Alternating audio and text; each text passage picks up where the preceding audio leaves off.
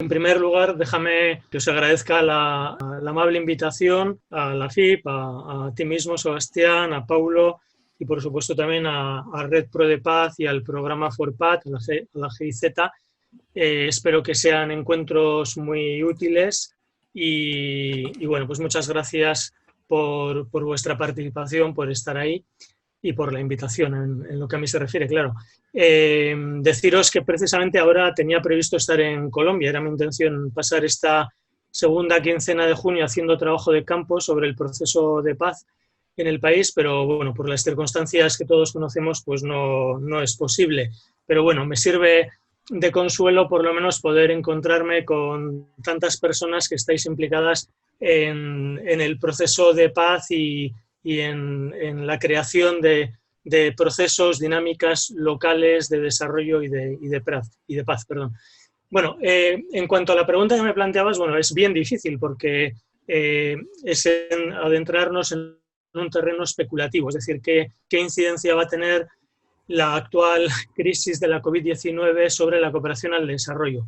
Es muy difícil, pero bueno, vamos a intentar sacar la bola de cristal y ver algunas de las cosas que pueden pasar. Una primera cuestión es una posible reducción de los fondos de la financiación de la cooperación para el desarrollo. Nos estamos adentrando en una crisis económica importante los estados seguramente van a intentar ahorrar de aquellas cosas que consideran que no son esenciales, ¿no? Y van a tratar de reorientar fondos hacia la creación de empleo, hacia la transformación del tejido económico, etc. ¿Cuánta reducción podría ser esa? No lo sabemos, pero como un dato que puede ser indicativo, las instituciones del País Vasco están hablando de una reducción de en torno al 25% en todas las partidas que no sean esenciales. Esto, bueno, pues está por ver, está por constatarse y dependerá mucho de la profundidad que adquiera la crisis económica. Una segunda consideración, digamos, más teórica o más política quizá, es incluso ética, es que la pandemia ha puesto en evidencia que el mundo está profundamente interconectado y que todos somos vulnerables en este mundo. Hay una vulnerabilidad compartida. La mayor parte de las respuestas a la COVID-19 han sido de tipo nacional, incluso basadas en respuestas con un elemento ultranacionalista, con un cuestionamiento del multilateralismo. Recordemos, por ejemplo, la suspensión de la financiación del gobierno Trump a la Organización Mundial de la Salud. Han cobrado auge discursos ultranacionalistas, xenófobos, que generan tensión más que cooperación internacional, ¿no? Entonces, esta es una tendencia preocupante, sobre todo, o más aún si tenemos en cuenta que la pandemia, por otro lado, lo que pone en evidencia es la necesidad de cooperación. Es una pandemia, el origen de la crisis social económica es una pandemia, una crisis sanitaria que cruza las fronteras y que por tanto no puede ser frenada solo a escala nacional. Requiere inevitablemente cooperación y más esfuerzos para avanzar hacia los objetivos de desarrollo del milenio. En este sentido, la pandemia también difumina las diferencias entre el norte y el sur. Es decir, el norte se ha demostrado también como vulnerable. ¿Pero ya lo reiniciaste? Reinícialo.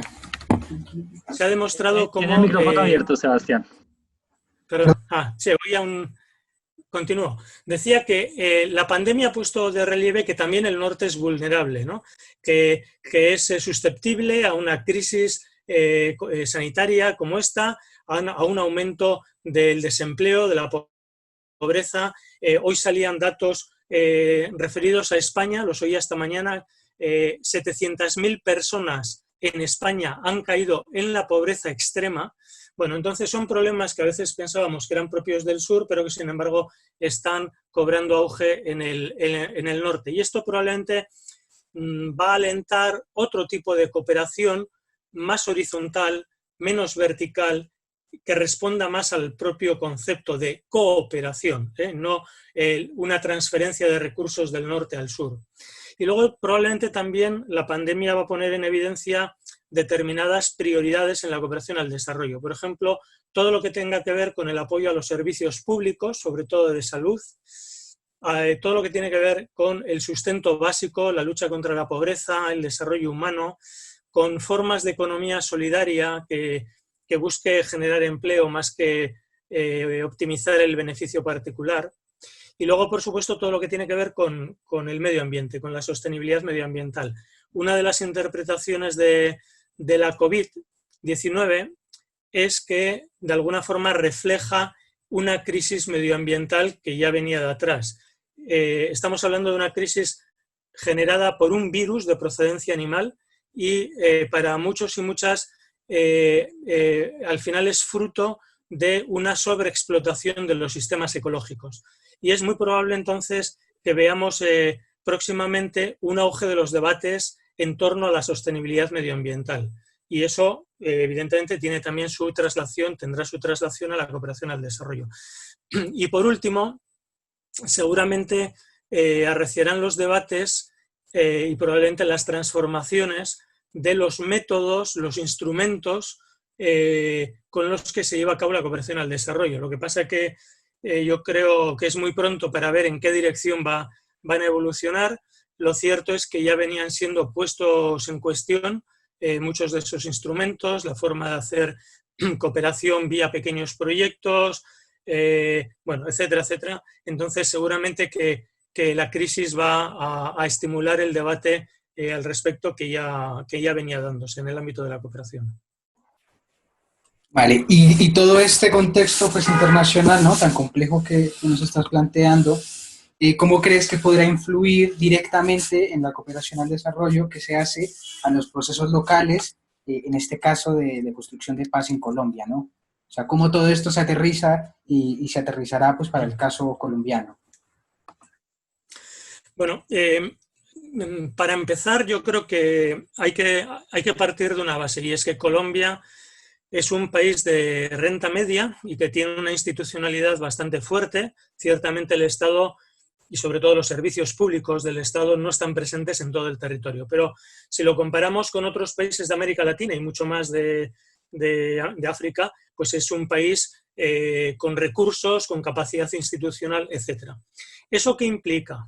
Bueno, implica algo que la última vez que estuve en Colombia, que fue enero, principios de febrero, en las entrevistas que mantuve con el personal, los encargados de cooperación de varias embajadas extranjeras, me venían a decir lo mismo, y es que la tendencia natural tiene que ser a reducir o incluso a eliminar la cooperación al desarrollo con Colombia, como país de renta media, que tiene capacidades propias, que tiene su Estado, sus recursos, su sistema fiscal, etc. Pero, sin embargo, hay dos ámbitos en el que los donantes estiman que sigue siendo necesaria la cooperación al desarrollo. Por un lado, me hablaban del apoyo técnico a ministerios y a departamentos del gobierno para poder apoyar, impulsar diferentes reformas estructurales que entienden que el país necesita. Por ejemplo, la reforma agraria. O algo muy importante, la reforma del sistema fiscal, de recaudación de impuestos por parte del Estado. Eso es fundamental para apoyar el proceso de paz o cualquier otro proceso de desarrollo en el país. Bueno, esta sería una cooperación de alto nivel político, centrada sobre todo en el asesoramiento político, técnico, etc. Pero, sin embargo, lo que me comentaban es que tienen serias dificultades para dialogar con el gobierno en ese nivel, que el gobierno no quiere ese tipo de cooperación, quizá porque la ven como una forma de interferencia externa en la soberanía nacional, o quizá como una forma de tutela, de control de las políticas del gobierno por parte de actores externos. Lo cierto es que ese tipo de de cooperación pues no está teniendo recorrido, espacio en Colombia, o es muy escasa al menos. Y la otra cuestión que me comentaban es que la cooperación internacional en Colombia sí va a continuar en la medida en que haya proceso de paz. Es decir, vinculaban mucho la cooperación al apoyo al proceso de paz. Y casi como una condición. Es decir, por un lado, en la medida en que haya proceso de paz, la comunidad internacional va a seguir, pero es que por otro lado, la cooperación internacional quiere mantener vivo el proceso de paz, a pesar de las dificultades que pues en la mayor parte de los países donantes, al menos los europeos, más implicados en el proceso, en el apoyo al proceso, pues ven, ¿no? que es un proceso con serias dificultades, con obstáculos, que no se está implementando gran parte de los acuerdos de La Habana, etcétera, etcétera. Pero entonces hay un vínculo claro entre cooperación y apoyo al proceso de paz. Y esto, bueno, pues puede abarcar muchos temas diferentes, ¿no?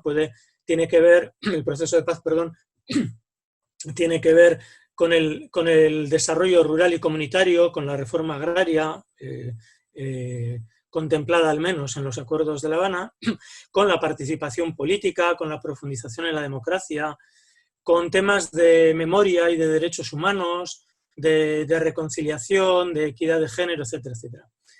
Entonces, este es un marco que hay que tener en cuenta.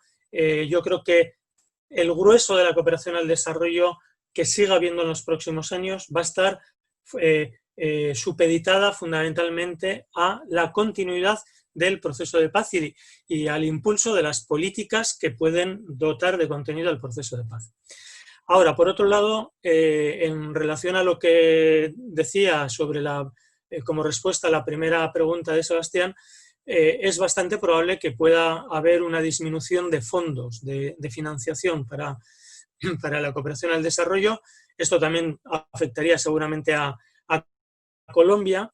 ¿Y qué ocurre si hay menos fondos? Pues bueno, pueden ocurrir varias cosas. Por un lado, es probable que la cooperación se centre en ámbitos que requieran menos dinero.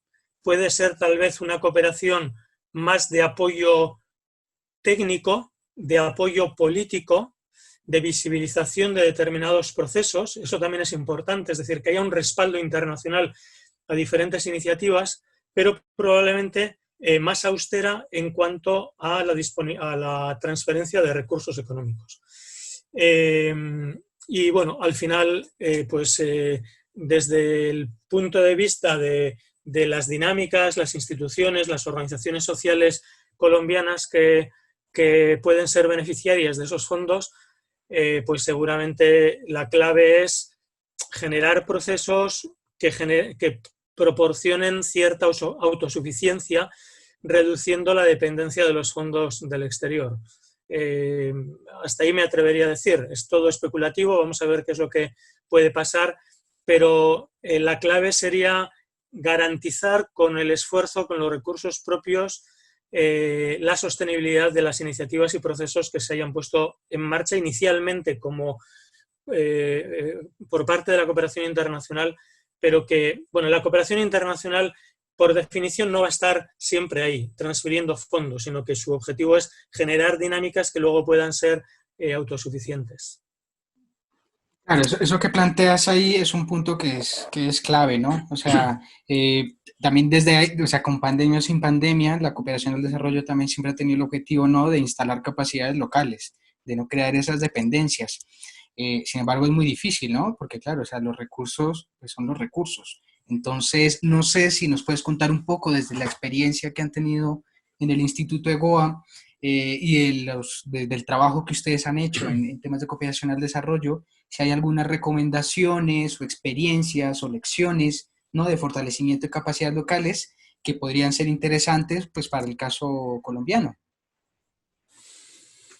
Bueno, nosotros trabajamos como instituto de la universidad, hacemos un trabajo académico de investigación, etcétera, y tenemos líneas de investigación en las que yo mismo he participado y participo sobre seguridad humana, construcción de paz, procesos de lo que en la literatura internacional se llama rehabilitación posbélica, o bueno, digamos la reconstrucción después de procesos de guerras, ¿no?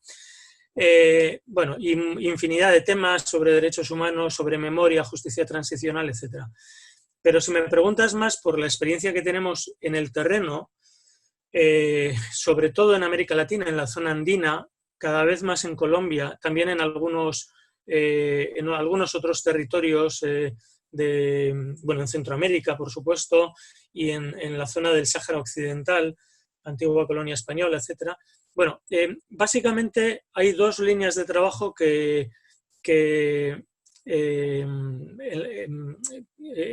torno a las cuales hemos implementado e implementamos proyectos de cooperación que tienen una dimensión de cooperación, una dimensión de incidencia política, de investigación, y en el caso de Colombia, además, muy vinculadas a la construcción de la paz. Bueno, esas dos dimensiones son, la primera, lo que llamamos el desarrollo humano local. Esto es una línea de trabajo que iniciamos hace como 15 años con el PNUD, el Programa de Naciones Unidas para el Desarrollo.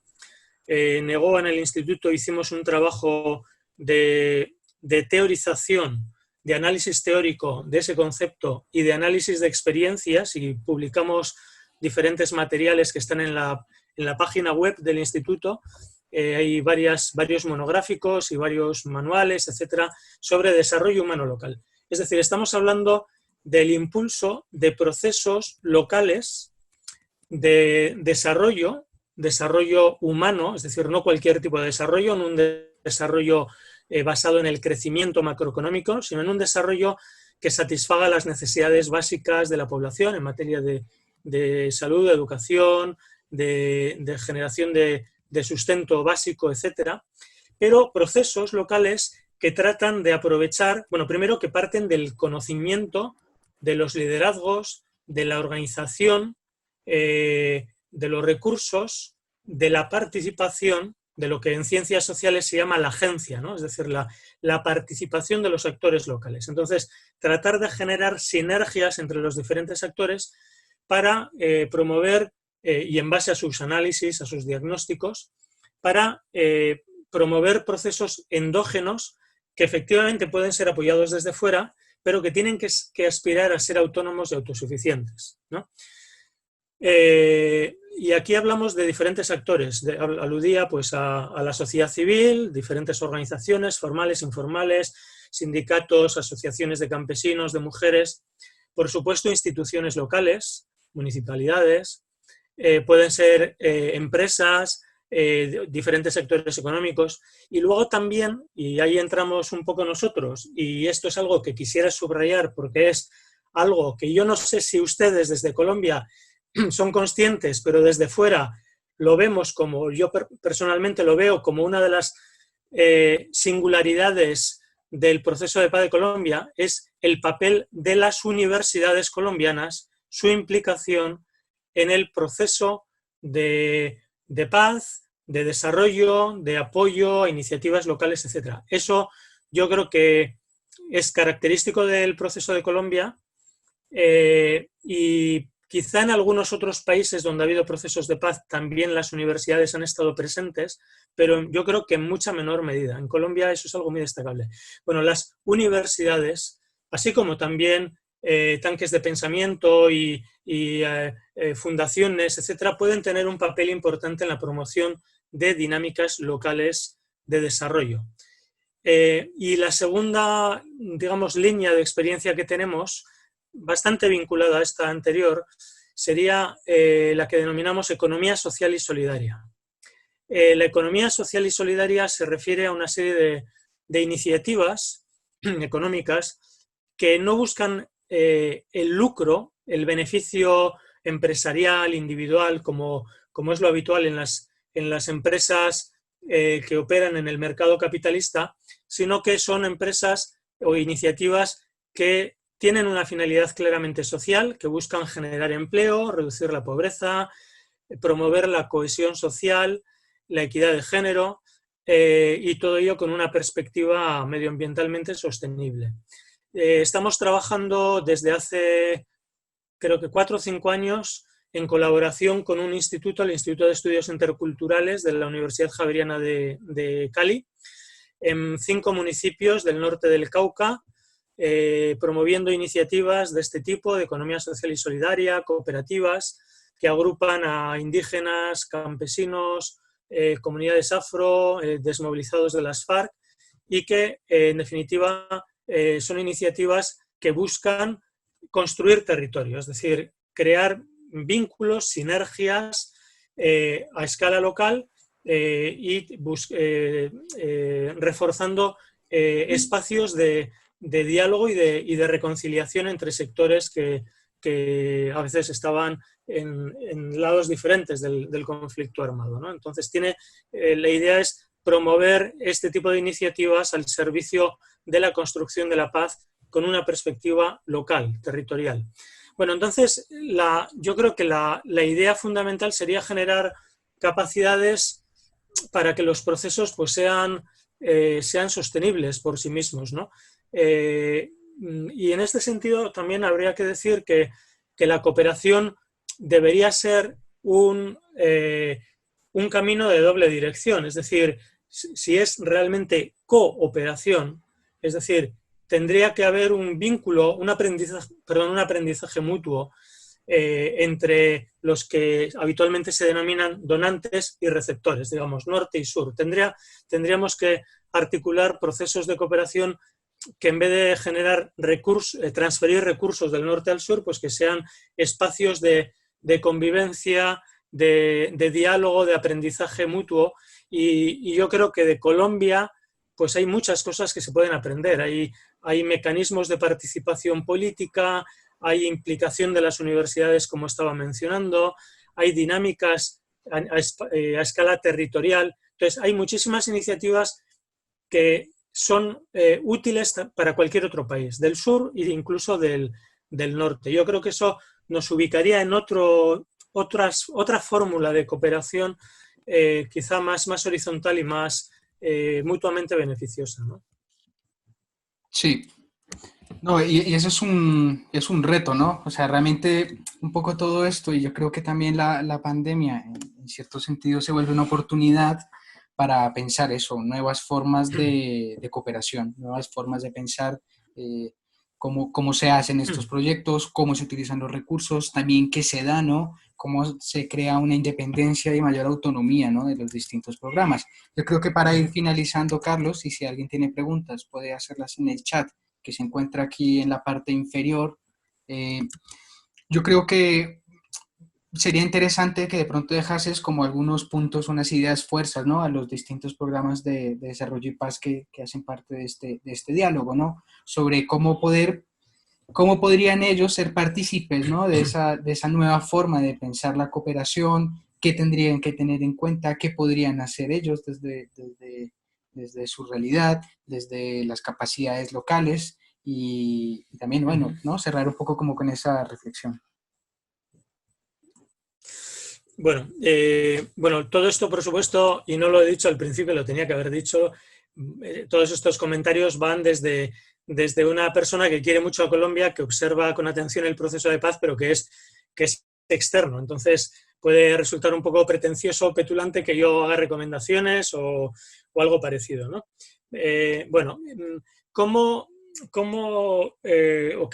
¿qué lecciones o qué ideas fuerza podría subrayar un poco a partir de lo que he ido mencionando? Primero, yo creo que la cooperación y el vínculo entre ustedes, actores locales, y la cooperación, yo creo que en gran medida, como he dicho antes, va a estar conectada a el proceso de construcción de paz, necesariamente. Es decir, es el mayor interés que tiene la comunidad internacional. No lo he dicho antes, pero para la comunidad internacional, en particular para Naciones Unidas, el proceso de Colombia, o sea, es necesario que el proceso de paz de Colombia sea exitoso. Naciones Unidas ha tenido, y la comunidad internacional, muchos fracasos en diferentes escenarios de conflicto, en Afganistán, en Irak, etcétera, etcétera. Y el caso de Colombia es el primero en mucho tiempo en el que las dos partes han pedido a Naciones Unidas que apoye el proceso de paz. Y Naciones Unidas ahí vio una oportunidad para hacer las cosas mejor, y con Naciones Unidas otros muchos países donantes que se han implicado política y económicamente en el apoyo al proceso de paz. Entonces, la cooperación va a girar en torno fundamentalmente a la continuidad del proceso, y entiendo que su relación, la de ustedes, con la cooperación internacional, pues si quiera o no, va a tener que girar en torno a las conexiones que el trabajo local, el desarrollo rural, la equidad de género, los derechos humanos, etcétera, tengan las conexiones que tengan con el proceso de paz. Segunda cuestión, es necesario tener un enfoque territorial y local, por diferentes razones. Primero, por la gran diversidad que tiene Colombia a nivel social, económico, las diferentes afecciones que ha tenido el conflicto en diferentes zonas, las diferentes necesidades que el proceso de paz tiene en cada territorio. De alguna forma ha habido diferentes conflictos y de alguna forma también diferentes procesos de paz, o con peculiaridades en cada territorio. Esto se corresponde a la idea de paz territorial, que es otro de los aportes que deja Colombia al campo de los estudios sobre construcción de paz. Yo creo que en ningún otro país en un proceso post-conflicto armado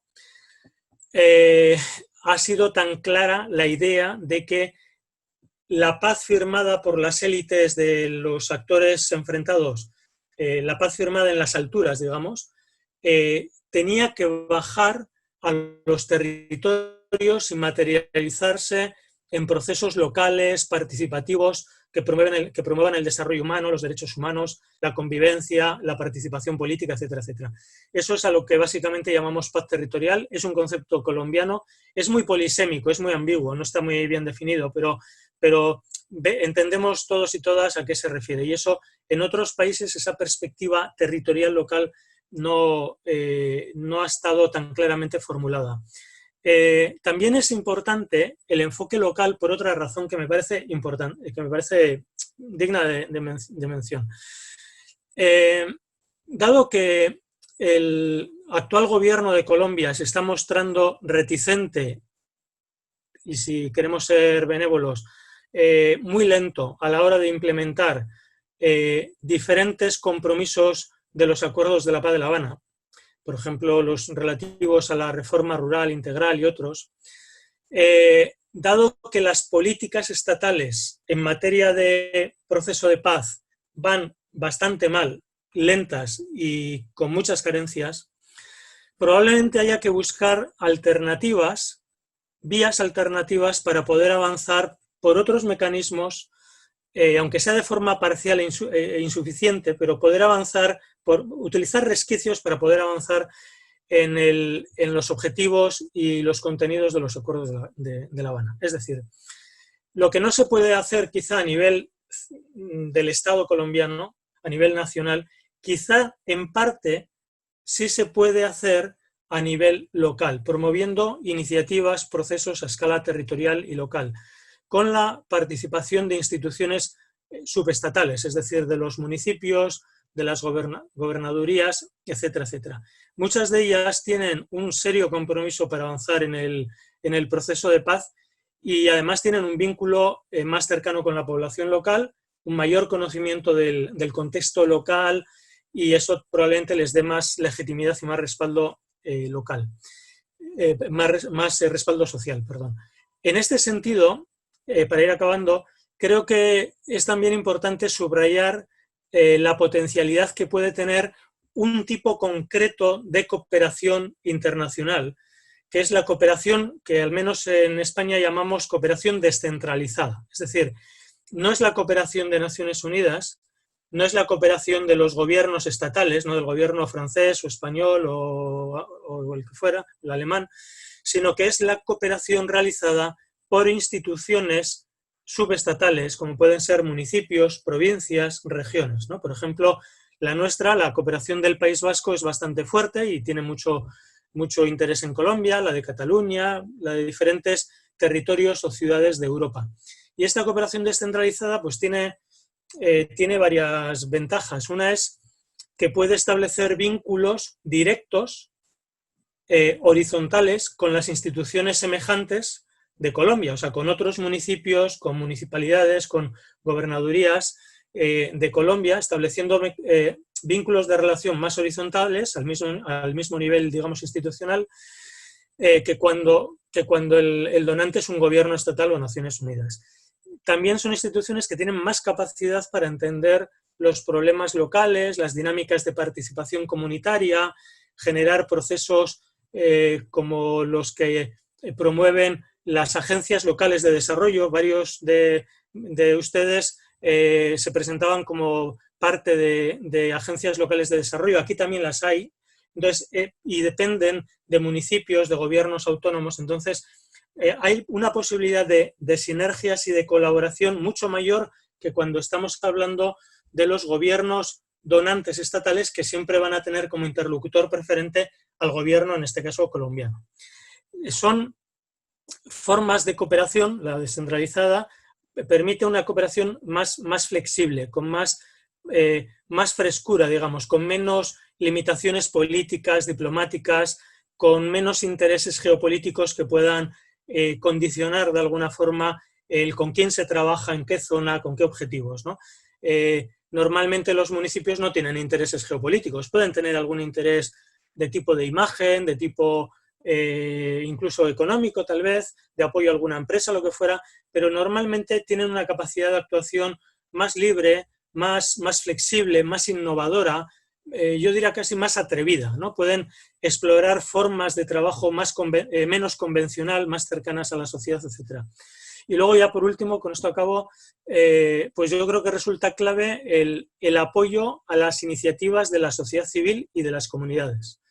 Por un lado, porque la sociedad civil actúa en el ámbito, fundamentalmente en el ámbito local, y en segundo lugar, porque a la vista del estancamiento del proceso de paz en Colombia, es importante reforzar las capacidades de las comunidades locales, de la sociedad civil, de diferentes redes, de diferentes tipos, de indígenas, de mujeres, de afros, etcétera, que pues formulan una agenda política transformadora y que luchan, ¿no?, por empujar, por mantener vivo el proceso de paz, por profundizar en los derechos humanos, en el desarrollo humano, en ese sentido de un desarrollo que satisfaga las necesidades de la población, de los más vulnerables, sostenible desde el punto de vista medioambiental y promoviendo escenarios de convivencia. Entonces,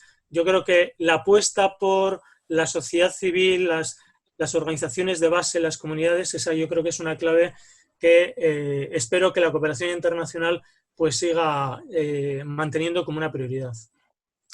Y esto sería, no sé si he respondido satisfactoriamente o no, no, a Carlos, las preguntas, pero bueno, son algunas ideas que espero que puedan por lo menos servir un poco de trampolín para reflexiones más profundas. No, yo creo que has puesto las ideas muy claras, ¿no? Has puesto hacia dónde tenemos que empezar a mirar y uno de los retos pues, que vamos a afrontar en los próximos años y pues queremos estar en este diálogo, ¿no? Voy a darle la palabra a Paulo para que haga una muy breve síntesis de lo que has dicho y aquí ya ha llegado una pregunta, entonces pues él pueda pues hacerte las preguntas que tiene el público, ¿vale?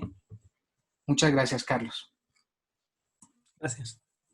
Bueno, Carlos, de nuevo, muchas gracias por acompañarnos el día de hoy. Tu charla ha sido muy interesante. Quisiera poner la pregunta para que contarte la pregunta. Contarles a todos que lo que vamos a hacer es recoger las preguntas que ustedes tengan, las pueden hacer a través del chat o nos pueden enviar más adelante las preguntas por correo y nosotros pues abusando un poco de la confianza de Carlos le pediremos que nos dé como alguna opinión sobre las preguntas. Va a pedir a alguien que tiene el micrófono abierto que por favor lo cierre. Bueno, logro identificar quién es. Bueno, aquí por una primera pregunta inicial pues tiene que ver con un tema que es muy sentido en los territorios donde trabajan los programas y es el asesinato y la victimización de líderes y lideresas en Colombia, un fenómeno que se ha por lo menos visibilizado desde el momento de la firma del acuerdo de paz. Y ellos, digamos, sí están muy interesados en saber, si bien pues, nos has presentado un balance más desde el punto de vista de cooperación, agendas de desarrollo. ¿Cómo ves tú que se va a mover como la cooperación alrededor de los temas de seguridad? Si ese es un tema que está como en el radar de la cooperación frente a esta situación, digamos, tan compleja que estamos viendo en los territorios. Bueno, esta es una cuestión que me preocupa particularmente y es de muy difícil respuesta. Bueno, lo que planteabas al final es si está en el radar de la cooperación, yo diría que de forma muy, muy escasa, lamentablemente. De hecho, haciendo trabajo de campo y entrevistas en enero, febrero, como comentaba antes, esta era una pregunta que planteaba constantemente a embajadas en Naciones Unidas, en diferentes ámbitos, y yo creo que casi todo el mundo es consciente de la gravedad del problema, pero que, sin embargo, no se hace lo suficiente. A algunos donantes, otros donantes le reprochaban, o sectores sociales les reprochaban que no se está teniendo suficiente diente, decía alguien. Es decir, no se está teniendo voluntad política de denunciar y de presionar al gobierno en este ámbito. Porque es un tema muy, muy sensible. O sea, todo lo que tiene que ver con derechos humanos y con seguridad toca, digamos, la fibra sensible de la soberanía de los estados. Por ejemplo, la misión de verificación de Naciones Unidas, que tiene la actual misión, ¿no? Que tiene dos razones de ser. Una es la reincorporación de excombatientes y la otra es garantizar condiciones de seguridad de los excombatientes y de las comunidades donde se reincorporan, pero sin embargo su función es constatar las violaciones, las agresiones, violaciones de derechos humanos, asesinatos y tal. Eso aparece en los informes que van al Consejo de Seguridad de Naciones Unidas, que no es poco, porque cada 3 meses Naciones Unidas, el Consejo de Seguridad, tiene noticia de esos asesinatos en Colombia. O sea, hay una visualización, digamos, internacional al más alto nivel diplomático de esa situación, pero sin embargo la presión que se ejerce en términos prácticos sobre el gobierno parece que es escasa, y eso te lo reconocen en embajadas, en funcionarios de Naciones Unidas, etcétera, etcétera, porque es un tema muy, muy sensible. Dicho eso, es muy oportuna la pregunta, porque si no se garantizan unas condiciones de seguridad mínimas, de nada sirven los proyectos de cooperación al desarrollo, de construcción de paz, etcétera, etcétera. Eso lo estamos viviendo en carne propia en mi instituto. Ayer mismo presentamos al gobierno vasco el 4º proyecto para trabajar en los... Y, es decir, tenemos una serie de proyectos, año a año vamos presentando uno nuevo para seguir trabajando en el ámbito de la reincorporación, de la construcción de paz, etcétera. Pero el año pasado nos dimos cuenta de una cosa, y es que mucha de la gente con la que trabajábamos, líderes indígenas con los que trabajábamos, o líderes de excombatientes de las FARC, etcétera, están siendo amenazados, algunos han sido asesinatos, y toda la viabilidad de los proyectos que estamos financiando con cooperación del gobierno vasco queda desbaratada simplemente por condiciones de inseguridad. Entonces, es imprescindible introducir la dimensión protección y seguridad. ¿Cómo? Nosotros no tenemos especialización en el tema. Es algo que nos ha caído encima, y lo que hicimos fue contactar con especialistas que vienen trabajando en Colombia y en otros países en temas de protección comunitaria. No protección armada, sino mecanismos de generación de sistemas de confianza, redes sociales, espacios comunitarios que puedan generar ciertas condiciones de seguridad. Y es algo que estamos intentando introducir en en los proyectos, porque somos conscientes de que sin seguridad, sin unos mínimos niveles de seguridad, no puede haber, por supuesto, paz y no puede haber desarrollo. Entonces estamos, digamos, iniciando ese proceso, pero nos preocupa porque al final esos asesinatos, en última instancia, tienen una intencionalidad política y es frenar los procesos de desarrollo, de determinado tipo de desarrollo participativo, de creación de una paz positiva que se base en la transformación social. Entonces, apuntando a esos sectores clave, están apuntando a la transformación social que podría venir de la mano del proceso de paz.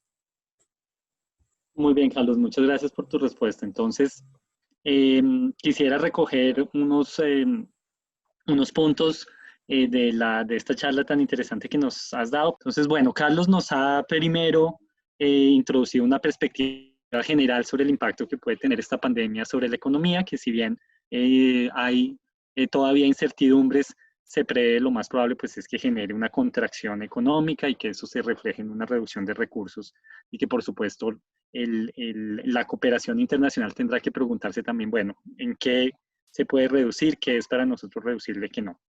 Que esto de todas formas nos abra un horizonte importante de una cooperación quizás más horizontal. Creo que es como un punto clave y que lo mencionaste en varios momentos de tu conversación y que creo que es precisamente una gran oportunidad para organizaciones como las que estamos hoy aquí reunidas. Todos nosotros tenemos unas distintas trayectorias importantes de desarrollo y de trabajo. Tenemos la posibilidad de incorporar también y de identificar unos aprendizajes a partir de esto y de llevar también esos aprendizajes en esta idea de una cooperación más bidireccional y entregar esos aprendizajes y tener una conversación más horizontal con quienes han sido los donantes y quienes han puesto como los recursos. Entonces, por supuesto, el COVID va a tener un impacto en la disponibilidad de recursos y quizás también en las agendas. Hay temas que no estaban tan sobre la mesa con esto, se pongan muy de frente y muy encima como todo pues el uso de los recursos naturales y los temas medioambientales. En el caso colombiano, pues has mencionado efectivamente que Colombia, si bien es un país con una profunda desigualdad, desde la perspectiva de la cooperación, pues nosotros entramos dentro de esa categoría de un país de renta media y con una institucionalidad sólida en comparación con otros países y que quizás la cooperación se mueva hacia más una transferencia técnica, un diálogo en lo técnico, que hacia una reconstrucción, pues porque este no es un país, digamos, destruido, devastado por el conflicto. Hemos tenido un conflicto de larga duración y de baja intensidad y tenemos pues como unos procesos diferentes. Y nos has señalado la importancia entonces de seguir pensando en cómo generar procesos más sostenibles a través del proceso de fortalecimiento de capacidades. Creo que esa es una conversación que todos los programas y las organizaciones que estamos acá hemos venido teniendo en los últimos años. Siempre hay un llamado, cómo lo que hacemos, cómo lo hacemos sostenible, qué debe ser la sostenibilidad. Hay una reflexión incluso muy interesante al interior de la misma red de qué significa sostenibilidad. Ahí pues los programas de desarrollo y paz, organizaciones como los que estamos acá, tenemos como unas potencialidades, unas potencias a explorar.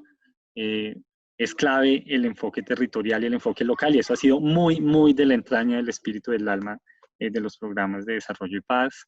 Hay una sintonía sin duda entre los PDPs y la idea de paz territorial, ¿sí?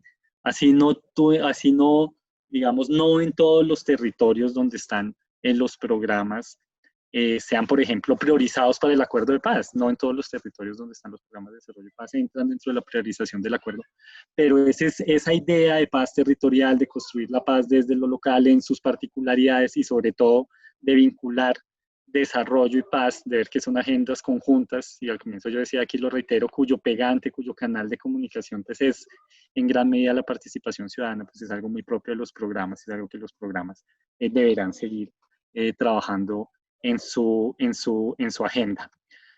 Ojalá podamos explorar entonces desde nuestras organizaciones ejercicios de esa cooperación que tú has llamado descentralizada, esa invitación a una conversación más horizontal. Creo que están pues dado todo el escenario para que sea así, y creo que precisamente esa idea nos invita muy bien al ejercicio que viene de presentación, de conocer algunas de las experiencias concretas en las cuales los programas han avanzado en el fortalecimiento de ejercicios de participación.